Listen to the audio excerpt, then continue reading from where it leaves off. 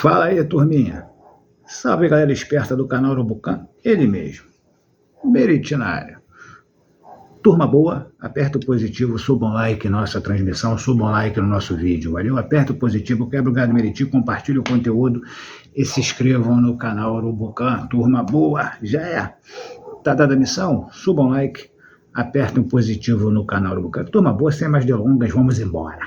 Vambora. Simbora. Turma boa, está rolando um zum, zum, zum, ou alguns zum, zum, zuns de que o Nantes, da França, está interessado na contratação do nosso back central Fabrício Bruno, titular do Flamengo, que não vive o seu melhor momento com a nossa camisa. Fabrício não vive a sua melhor fase técnica dentro do Flamengo, e o Nantes da França está paquerando o nosso FB. A pergunta que eu faço a vocês é o seguinte: turma boa, vocês negociariam de forma mais rápida que imediatamente o Fabrício, ou vocês permaneceriam com o jogador de futebol? Se o Fabrício topar ir ao Nantes, serei absolutamente surpreendido, porque o Fabrício recebeu uma proposta da Premier League, do West Ham. Claro, dinheiro conta muito mais alto nessa hora, né? Dinheiro fala mais alto nessa hora. De repente, o Nantes está oferecendo ao Fabrício uma quantia maior do que ele receberia no West Ham da Premier League.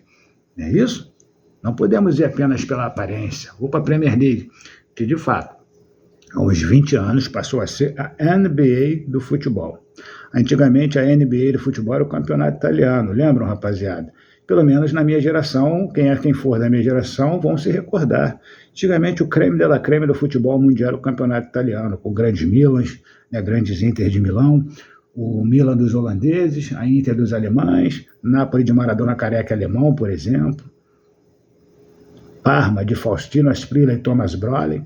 Vocês lembram do Thomas Brolin? Um meia sueco, jogava muita bola, jogou a Copa de 94, foi ele que meteu o lançamento para o Kenneth Anderson tocar por cima do Taffarel. Grandes times existiam na Itália. Se eu for à década de 80, eu posso vir na Udinese do Zico. Não é isso?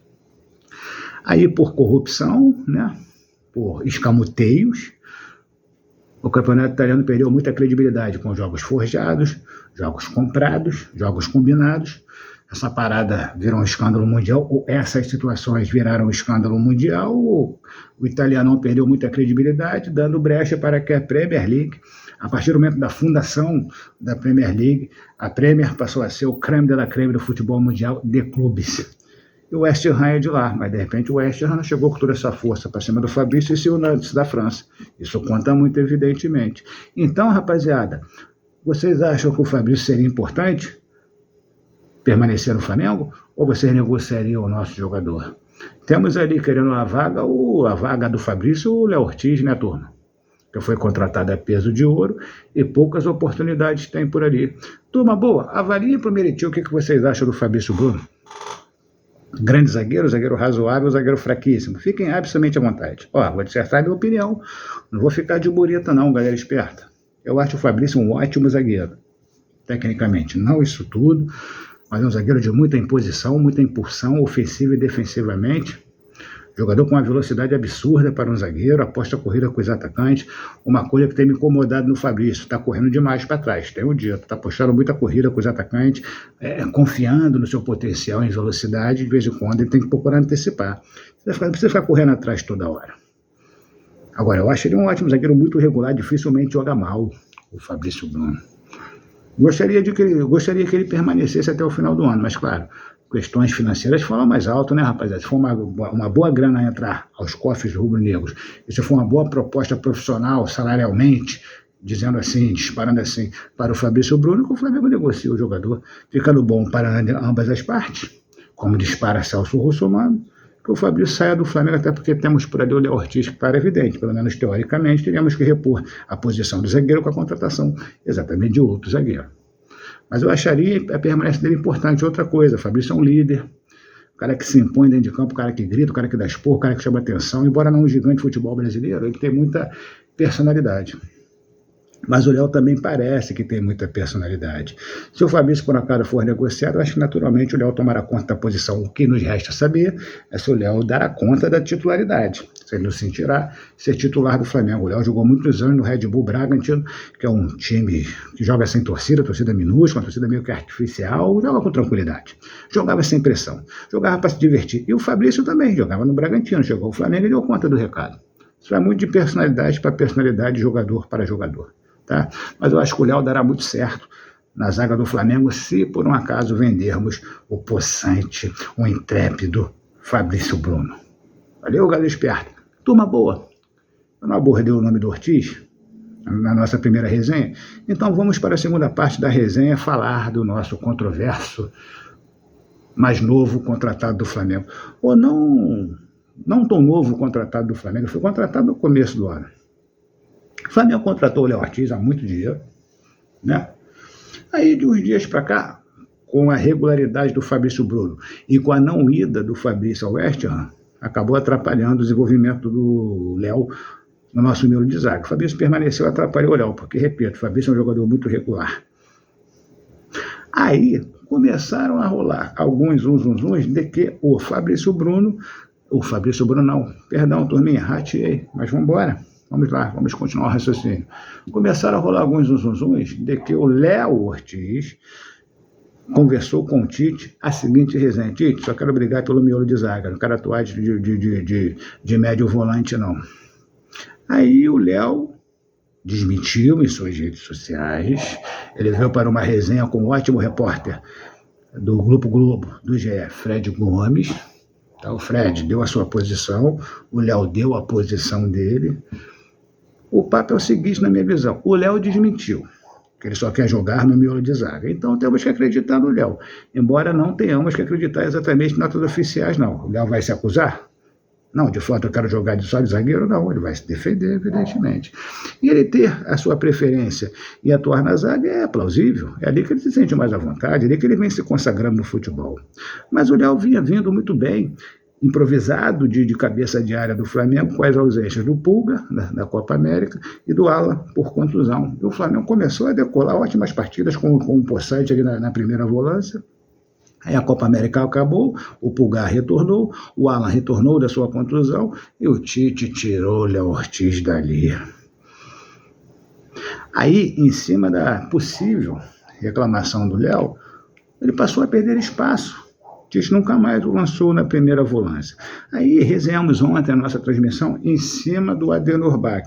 Se o Tite, por um acaso, mantivesse o Léo Ortiz na primeira volância, o nosso elenco ficaria melindrado, principalmente os dois volantes, Alan e Pulga.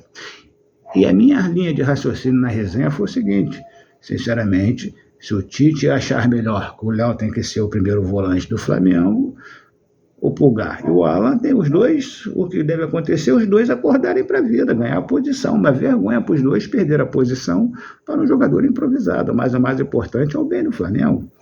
Não podemos pensar em milindres, até porque o Alan não é um gigante jogador de futebol brasileiro, e o Pulgar está aparecendo agora. O Pulgar não é um gigante do futebol sul-americano, embora já com a idade bem avançada, não é mais um garotinho, não.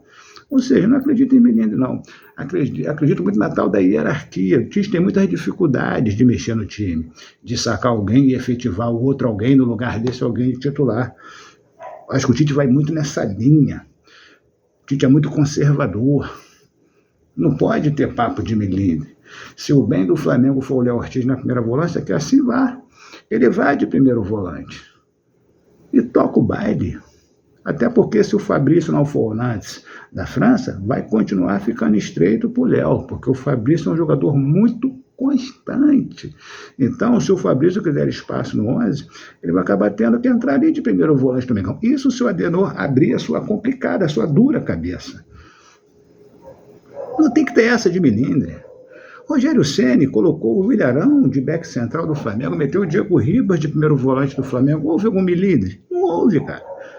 O bem para o nosso 11 à época, quando nós buscamos o bicampeonato brasileiro, foi esse.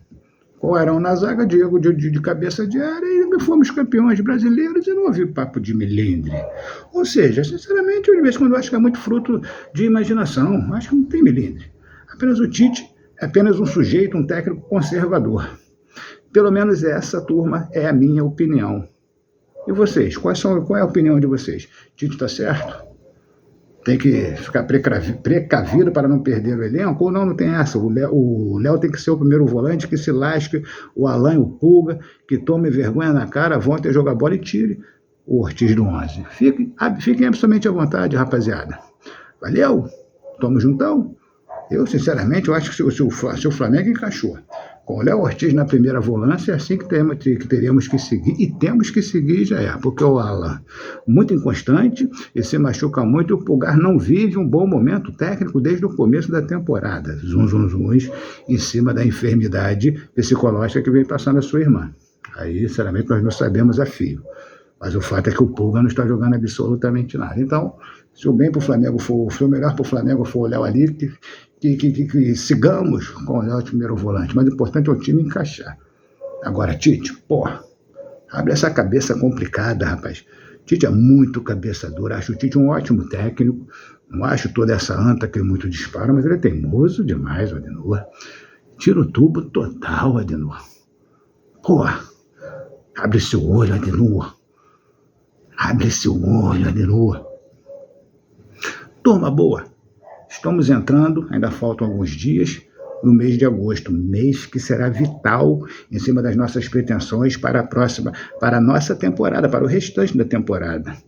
Vocês estão confiantes no mês de agosto? Passaremos pelo Bolívar e passaremos pelo Palmeiras na Copa do Brasil, Bolívar para a Libertadores da América, ou vocês estão ressabiados? Respondam o Marcos Meriti, respondam o Marquinhos Meriti, rapaziada. Esse mês de agosto, se houver as infelicidades na Copa do Brasil e na Libertadores da América, vão ficar só no Brasileiro. Nossa temporada estaria no mês de agosto. Eu acho que vai dar bom pro Flamengo, pelo menos na minha visão. E na visão de vocês? Respondam, rapaziada, fiquem absolutamente à vontade. Valeu? Turma boa. Respondem as perguntas no Meriti. Tamo junto? Turma, saudações rubro-negras a todos, muita paz. Aperta o positivo, suba o like e nossa transmissão. Saudações rubro-negras. Fui. Grande abraço. Fui, rapaziada.